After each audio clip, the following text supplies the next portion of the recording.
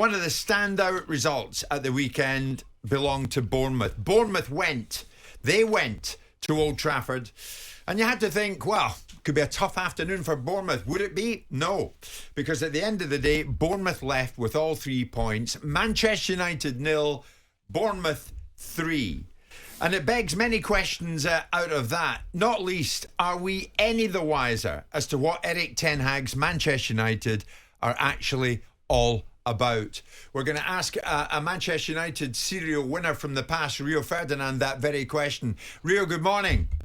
Morning, guys. How you doing? Very good. Good to have you on board. Stuart Pearce is alongside Simon and myself. Rio, hi, guys. Straight into it, mate. Let's do it. Are we any the wiser as to what Ten Hag's United actually are? No, not at all. I thought at the end of last season, you were sitting there and the optimism was there. Everyone was like, you know what, I'm getting an idea of what Man United are doing. They get their hands on one trophy, albeit probably the smallest one out of the lot, but it's still the same. It was a moment you can build confidence from. And you go into the summer thinking, yeah, next season, I still didn't think we could win the league. I just thought we'd be closer.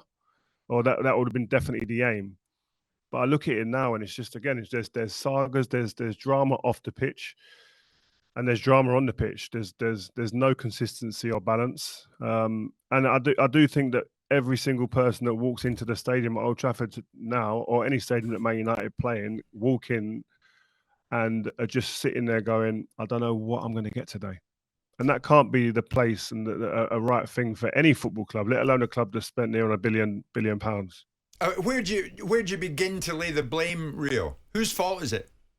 I don't think there's one place you can put the blame to. I think I've seen Gary and just go this about ownership, etc. I think there is a level of blame in different areas. I think, yes, the ownership definitely have to take some part of the blame in terms of who they put in certain positions and then recruitment and that element. But then obviously certain managers, when the managers come in, they haven't produced either.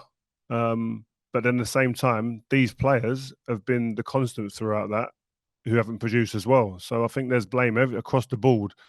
But I think you do need to get the ownership and then the recruitment element and that background stuff sorted out to give the manager and then the team the ability to go out there and play and the foundations to go and play as well. Is it fair to say, Stuart, and Simon will come in this no doubt as well, that part of the problem still lies with the Glazers, the fact they're still in situ? Is that fair? I mean, they're nowhere near the stadium on a match day and they're nowhere near the pitch. They might be symptomatic to some of the problems. I always like to look at directly on the pitch and there lies the problem for me. I look at United. They've got a world-class performer in Marcus Rashford, but he's symptomatic of United. If he plays well, United play well. If he doesn't play well, and there are times where he doesn't, they seem to... There's nothing there. I was at the Newcastle game a couple of weeks ago. Isn't it the other way around? If United play well, he plays well. Isn't it the other way around? Potentially, yes. Yeah. There's every chance that is the case. But the real critical lack of leadership, Rio, at United, I've watched them over the last year and a half, and I think I've seen them on at least 4 or 5 occasions throw the towel in. One of them games was Bayern Munich this year, where I thought they packed it in, and they got lucky. They got a goal, which got them back into the game and give them a little bit of oomph. But I've seen the team pack it in. I can't say I can say that about too many other teams in the Premier League at Rio.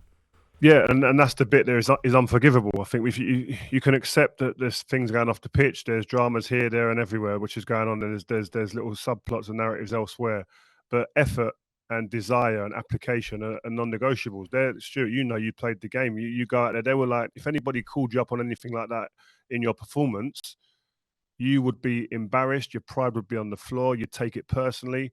I don't really feel that happens. It doesn't seem like that's happening because the reaction that I'm seeing isn't one of like, right, we ain't having that. We're going to go at them now. We're going to show people that we can run ourselves into the ground.